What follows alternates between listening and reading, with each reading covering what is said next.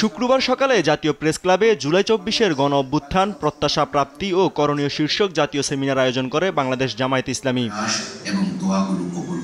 সেমিনারে স্বাধীনতার শহীদ ও আহত যারা বইয়ের ইংরেজি ও আরবি ভাষণের মোড়ক উন্মোচন করা হয়। সেমিনারে বক্তারা বলেন, নতুন করে ষড়যন্ত্র করা হচ্ছে, তবে আগামীর বাংলাদেশে নতুন ফ্যাসিবাদের উত্থান কোনোভাবেই হতে দেওয়া হবে না। ফ্যাসিবাদের ভূত যদি সরকারের ভিতরে থাকে, প্রধান উপদেষ্টা আপনি যতই চেষ্টা করেন আপনি সফল হতে পারবেন না। যারা বিগত সময় ফ্যাসিস্ট হয়ে উঠেছিল, যারা সহায়ক শক্তি হিসেবে কাজ করেছে, তাদেরকে প্রত্যেককে আইডেন্টিফাই করতে হবে। এই চাঁদাবাজি, টেন্ডারবাজি আর ওই দখলদারিত্বের রাজনীতি করে আগামীতেও কেউ টিকে থাকবে, রাজত্ব করবে, তাহলে তারা বোকার স্বর্গে বসবাস করছে। সেমিনারে যোগ দিয়ে জাতীয় নাগরিক পার্টির মুখ্য সমন্বয়ক নাসির উদ্দিন পাটোয়ারি বলেন, জুলাই অভ্যুত্থানে যারা শহীদ ও আহত হয়েছে তারা ডান বাম বুঝে না। যারা জুলাই গণ অভ্যুত্থানের শহীদ, যারা আহত, তারা ডান বাম বুঝে না। আমরা পৃথিবীতে বাংলাদেশের উত্থান চাই।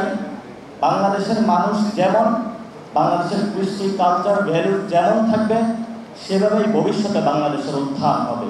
এ সময় নতুন বাংলাদেশে চাঁদাবাজের কোনো ঠাঁই হবে না বলেও জানান এই এনসিপি নেতা। যারা সন্ত্রাস, চাঁদাবাজ, যারা জালেম করবে, যারা জুলুম করবে, জালেম হিসাবে আবির্ভূত হবে, আমরা মুসলিমরা ঐক্যবদ্ধভাবে ইনশাআল্লাহ ভবিষ্যতে বাংলাদেশে একটি ইউনিটি বা ঐক্যের জায়গায় প্রতিষ্ঠা হবে।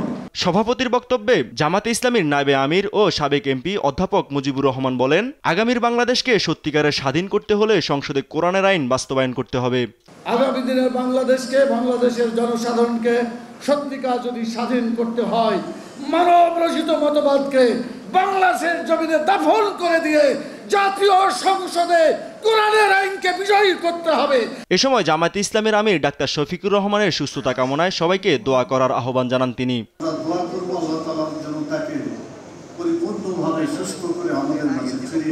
ইউসুফ ভুঁইয়া, দেশ টিভি, ঢাকা।